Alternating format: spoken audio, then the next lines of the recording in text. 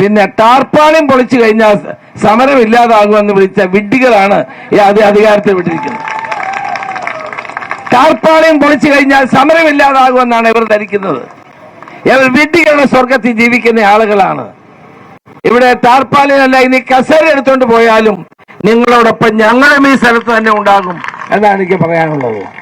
ഇന്ന് കേരള നിയമസഭ സ്തംഭിച്ചിരിക്കുകയാണ്.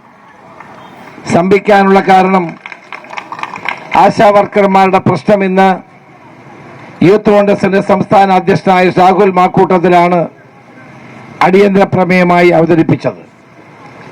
ആ അടിയന്തര പ്രമേയത്തിന് മറുപടി പറഞ്ഞ മന്ത്രി വസ്തുതാപരമല്ലാത്ത കാര്യങ്ങളാണ് അവിടെ പ്രതിപാദിച്ചത്.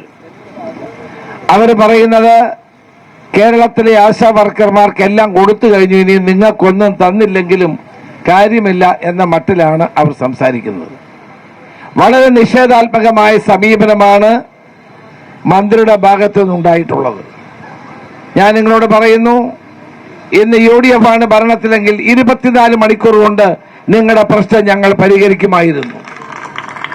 ഇന്ന് ഈ ഗവൺമെന്റ് ഇത്രയും ദിവസം, ഇന്ന് 22ാം ദിവസം, 23ാമത്തെ ദിവസമായിട്ടും കേരളത്തിന്റെ മുഖ്യമന്ത്രി നിങ്ങളെ വിളിച്ചൊരു ചർച്ച ചെയ്യാനുള്ള സാമാന്യ മര്യാദ കാണിച്ചില്ല എന്നുള്ളത് ഏറ്റവും പ്രതിഷേധാർഹമായ കാര്യമാണ്. കർണാടകത്തിൽ ആശാ വർക്കർമാർ സമരം ചെയ്തപ്പോൾ അവിടുത്തെ മുഖ്യമന്ത്രി ശ്രീ സിദ്ധരാമയ്യ ഉന്നത ഉദ്യോഗസ്ഥന്മാരുമായും ആശാ വർക്കേഴ്സിന്റെ നേതാക്കന്മാരുമായി ചർച്ച ചെയ്ത് ആ പ്രശ്നങ്ങൾക്കെല്ലാം പരിഹാരം കാണുകയും ഉന്നത ഉദ്യോഗസ്ഥനെ സമരം ചെയ്യുന്നവരുടെ അടുക്കലേക്ക് വിട്ട് ആ പ്രശ്നത്തിന് മുഴുവൻ പരിഹാരം കാണുകയും ചെയ്തു. ആശാ വർക്കർമാരെ രാഷ്ട്രീയമായി നേരിടാനാണ് CPMന്റെ തീരുമാനം. ഇന്ന് മന്ത്രി പ്രസംഗിച്ചു.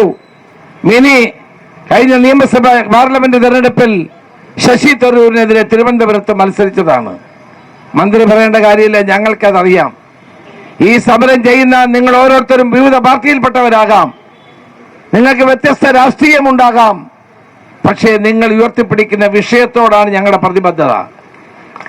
ഏത് രാഷ്ട്രീയം നോക്കിയിട്ടല്ല ഞങ്ങൾ സമരത്തെ പിന്തുണ കൊടുത്തത്. ഈ സമരത്തിൽ ആദ്യം ഇവിടെ വന്ന ഒരാൾ ഞാനായിരുന്നു.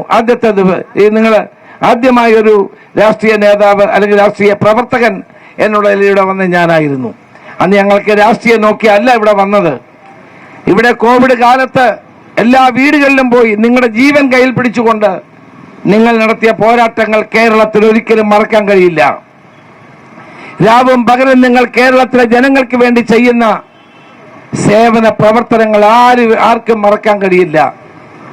അത്രമാത്രം കഷ്ടപ്പെട്ടും പാടുപെട്ടും നിങ്ങൾ പൊതുജനങ്ങൾക്ക് വേണ്ടി സേവനം നടത്തുമ്പോൾ നിങ്ങളുടെ സേവന വേതന വ്യവസ്ഥകളിൽ മാറ്റം വരുത്തണമെന്ന് ആവശ്യപ്പെടുന്നത് ന്യായമല്ലേ?